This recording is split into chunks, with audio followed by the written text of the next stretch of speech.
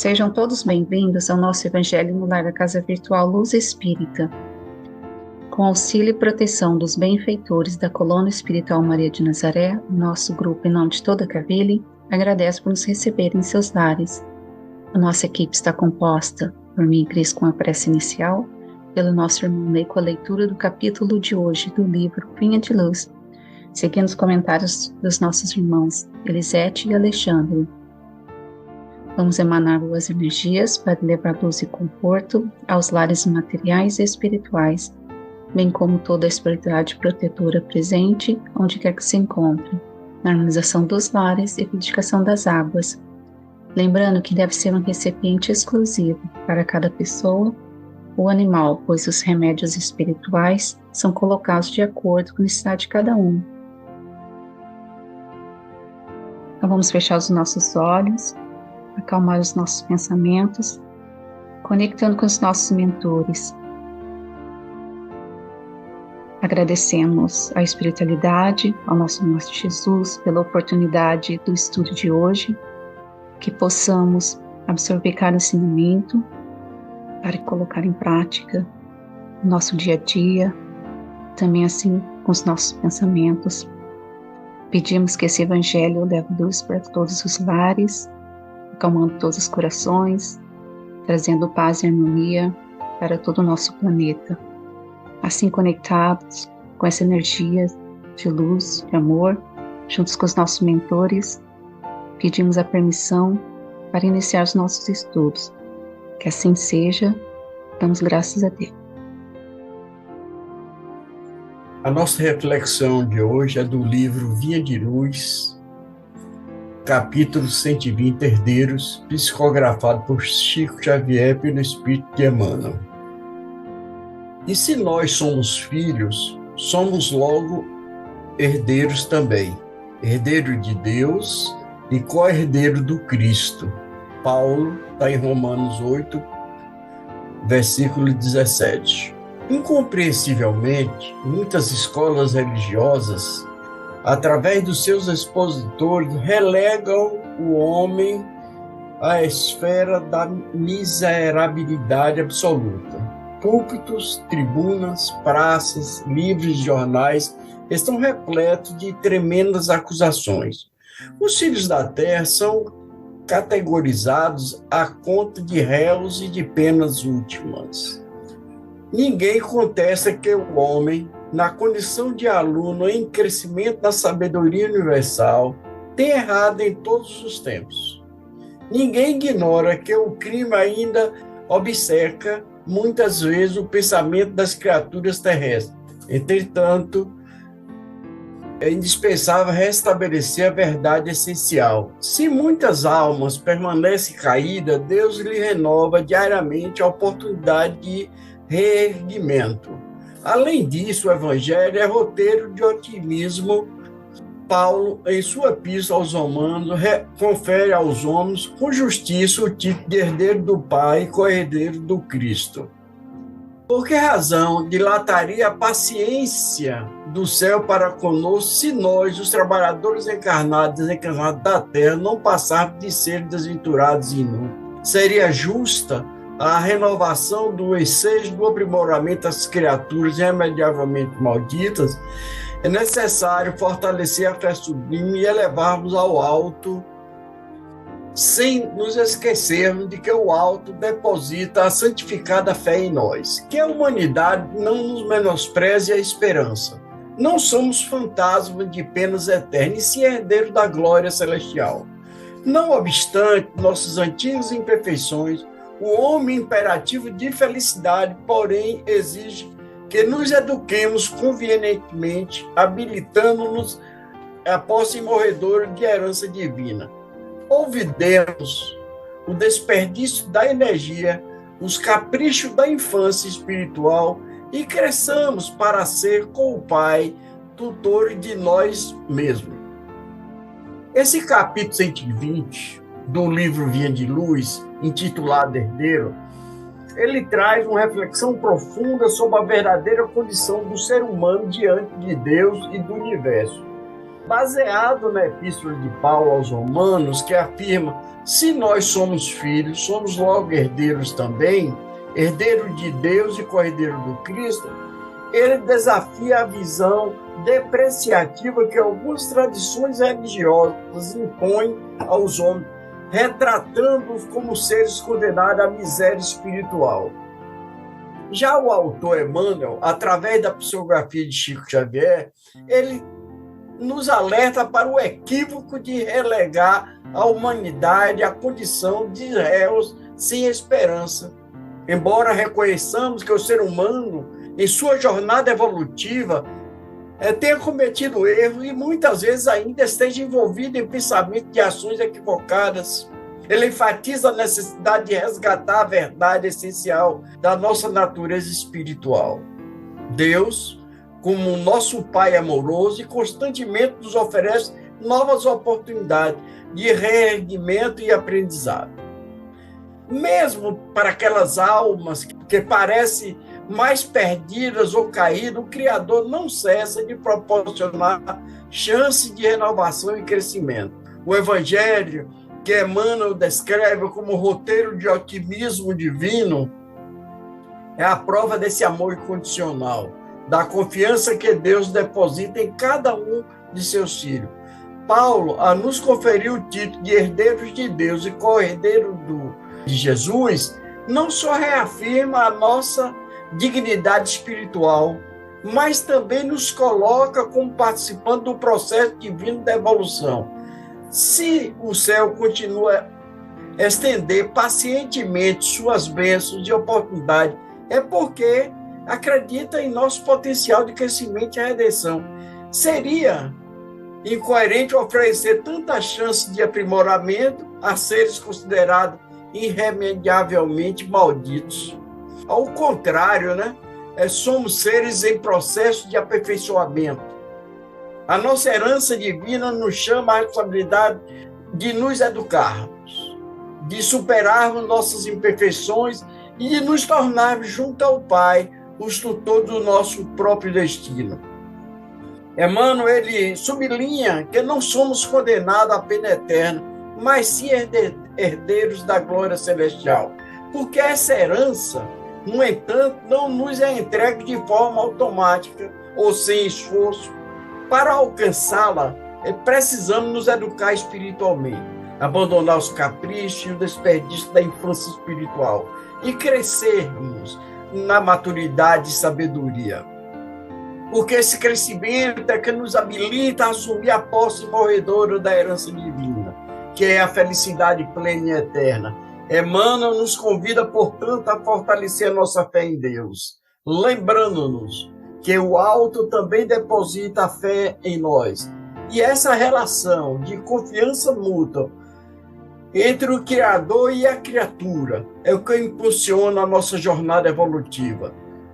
Devemos, assim, cultivar a esperança, trabalhar em nossa própria educação espiritual, assumirmos o nosso papel como co-criadores com Deus, responsável pela nossa evolução e pelo bem-estar do próximo. Ao compreendermos que somos herdeiros da glória celestial, a nossa visão de nós mesmos, do mundo, se transforma e que possamos, todos nós, enxergarmos as dificuldades, os desafios da vida como uma oportunidade de crescimento e não como punições sem sentido. E nesse entendimento, nos motiva a superar nossas fraquezas e exercitarmos o amor e a caridade e de nos prepararmos para a posse de nossa herança divina, que é a plenitude do ser, em harmonia com o universo e com o Criador. Gratidão.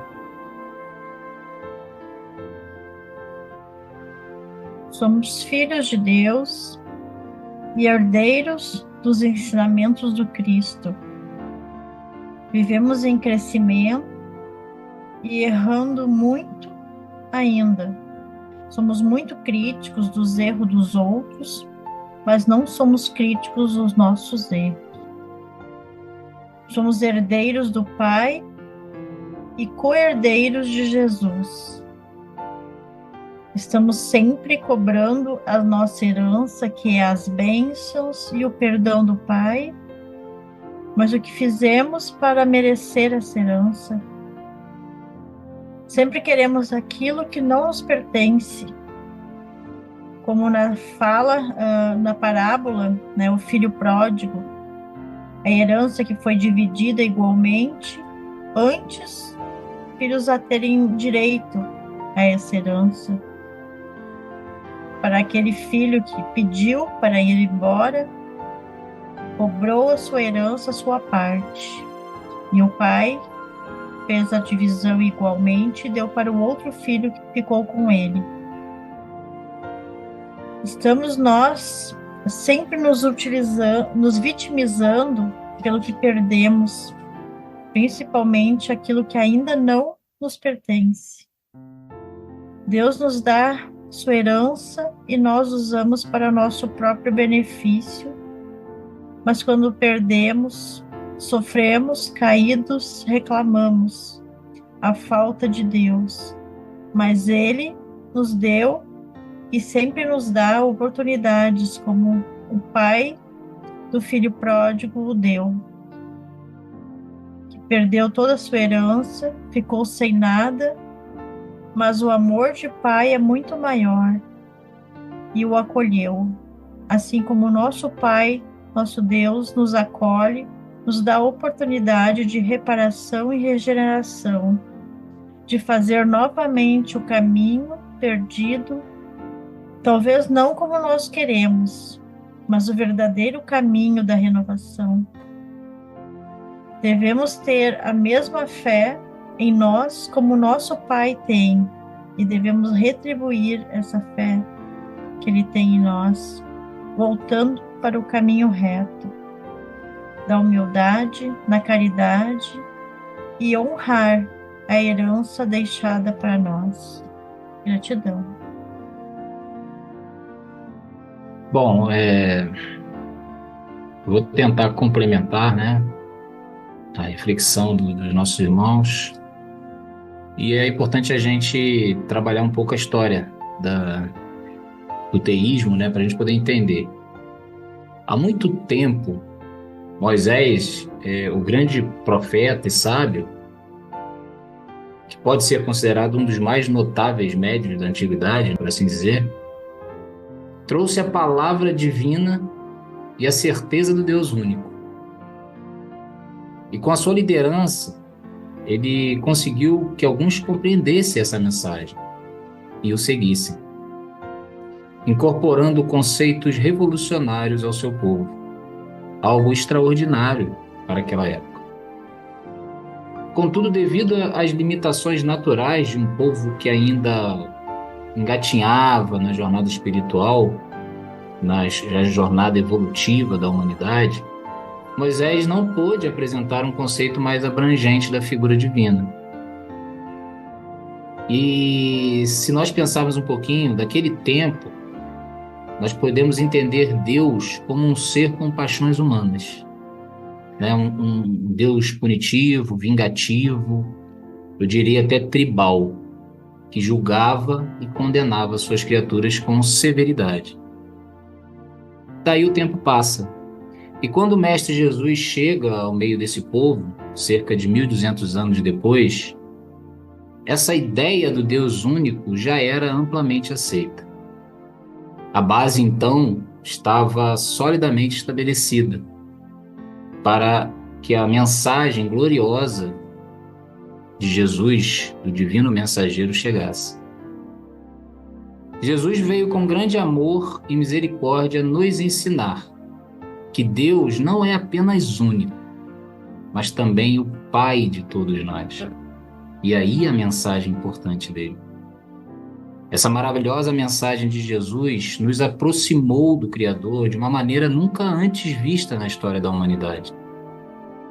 E ele foi além, afirmando que somos de grande importância para este Criador.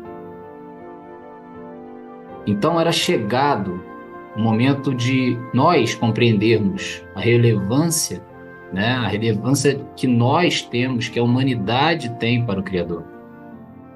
Já não estávamos mais naquela fase infantil, e assim podíamos entender melhor a mensagem divina.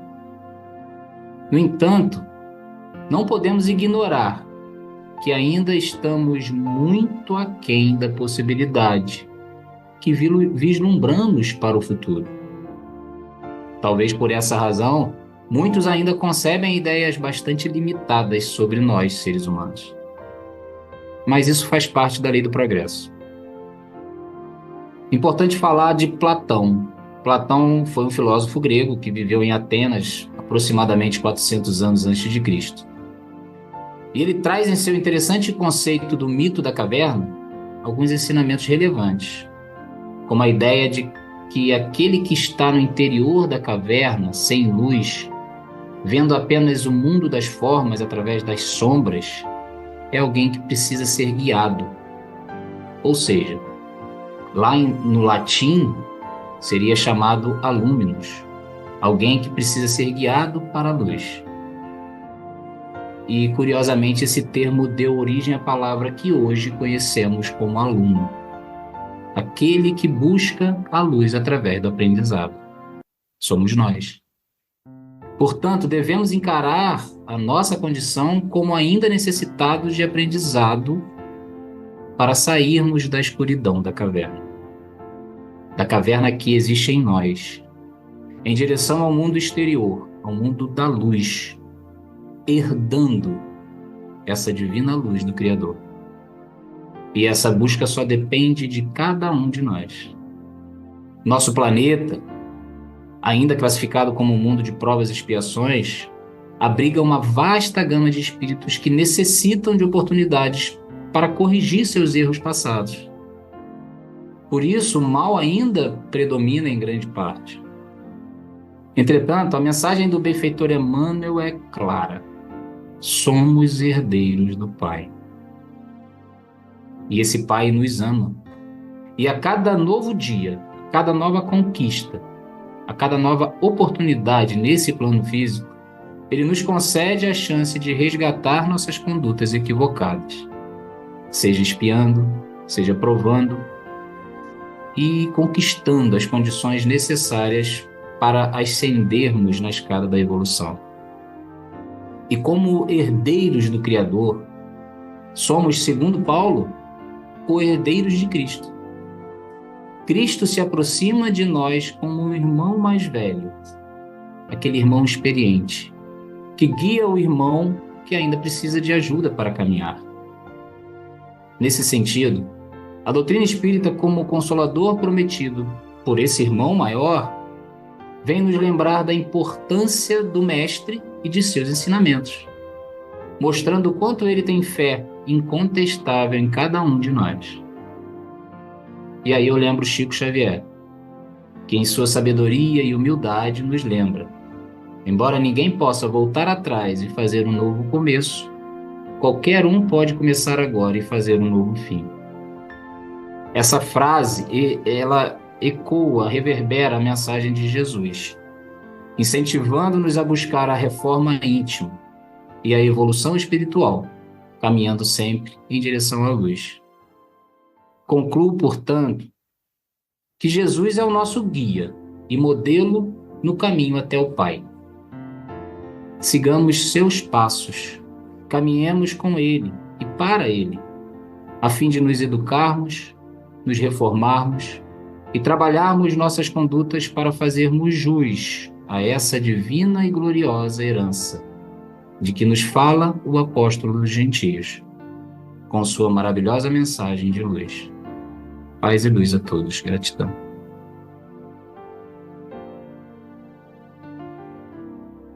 Com os entendimentos tão bem explanados por nossos irmãos, vamos procurar interiorizar o que nos foi apresentado, refletindo intimamente por alguns instantes.